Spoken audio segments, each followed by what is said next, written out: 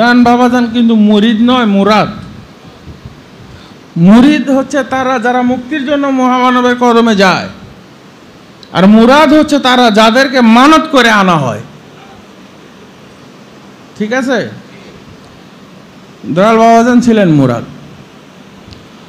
তো চন্দ্রপুরী হুজুর যে 6 বছর বয়সে যে স্বপ্নটা দেখেছিলেন, সেই স্বপ্নর মাধ্যমে উনি জাস্ট মিলিয়ে দেখলেন 6 বছরে যে স্বপ্নটা দেখেছি আর এই ব্যক্তিকেই এক কিনা।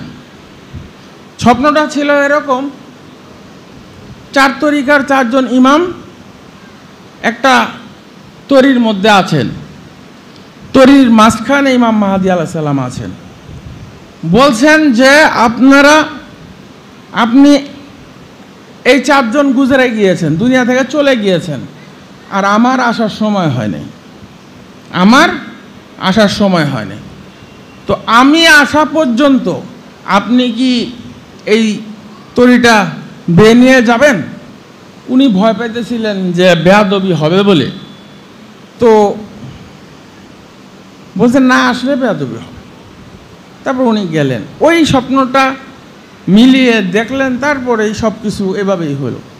তো সুফি সম্রাট হুজুর কেবলা যান,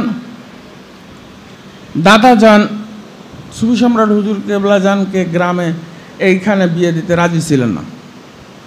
তো সুফি সম্রাট হুজুর কেবলা যান কে 14 পীরি মুক্তি দেওয়ার পরামর্শ দিয়েই বাবাজান নিয়ে গেছিলেন। বুঝেন নাই আশেক রাসূল ভাইরা? আসলে আমরা সবসময় বাবাজানের আলোচনা করি, তো বছরে একটা দিন দয়াল আম্মাজানের আলোচনাও আমাদের শোনা উচিত, করা উচিত।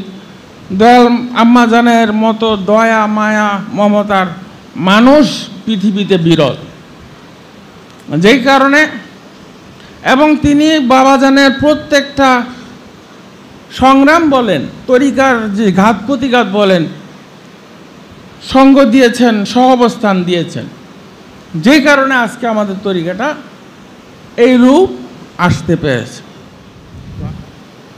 বিশ্বে যা কিছু আছে কল্যাণকর, অর্ধেক তার করিয়াছে নারী, অর্ধেক তার নর। আমার মহান মুর্শিদ সুফি সম্রাট হুজুর কেবলা যান চন্দ্রপাড়া দরবার শরীফে যাওয়ার আগে থেকে তিনি কুতুবুল আখতার। বুঝাইতে পারছি?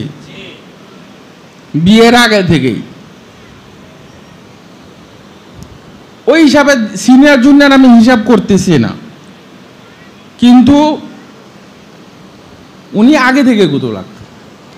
আমার চন্দ্রপুরী হুজুর কেবলা জানের এক মুরিদের সাথে একজন আবদালের একটা ঘটনা ঘটেছিল, আপনারা জানেন অনেকেই, আবার অনেকে জানেন না। তখন সুফি সম্রাট হুজুর কেবলা জান সুফি সম্রাট হন নাই, তিনি কুতুবুল আখতারের সাথে যোগাযোগ করছেন এবং আবদালের স্ট্যান্ড রিলিজ চাইছেন।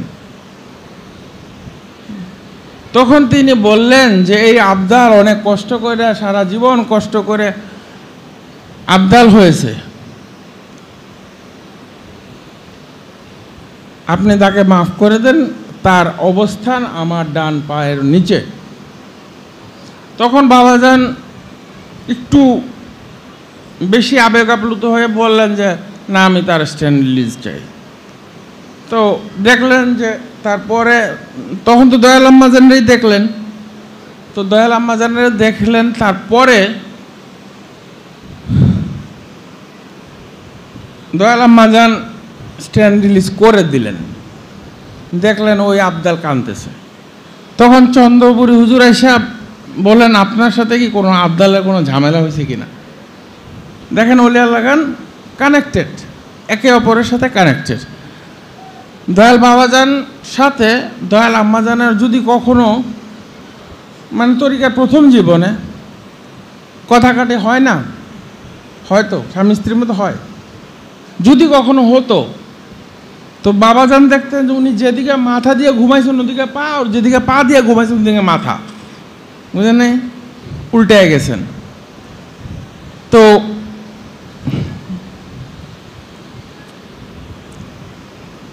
তিনি পরপর কয়েকবার হওয়ার পর এই ঘটনা ইচ্ছা করে একদিন করলেন যে আসলে কি এরকম হয় কি না। তো দেখলেন এরকমই হয়। তখন চন্দ্রপুরী হুজুরকে জানাইলেন। তো তখন চন্দ্রপুরী হুজুর ঝগড়া করেন কেন, ঝগড়া করলে তো এরকম হইতেই পারে। দেখেন তাইলে মানে বুঝেন আমার দয়াল আম্মাজান কত উচ্চ র্যাঙ্কের ওলিয়াল্লাহ ছিলেন। পরে সুফি সম্রাট হুজুর কেবলা জানকে যখন চন্দ্রপুরী হুজুর দায়িত্ব দিয়ে গেলেন, উনি কিন্তু আবার একজন মুরিদ যেভাবে মুর্শেদকে মানে সেভাবে আমার মহান মুর্শেদকে মানছেন। উনি যে একটা এত উচ্চ র্যাঙ্কের কেউ ছিলেন ওটা আর তিনি মনে করতেন না।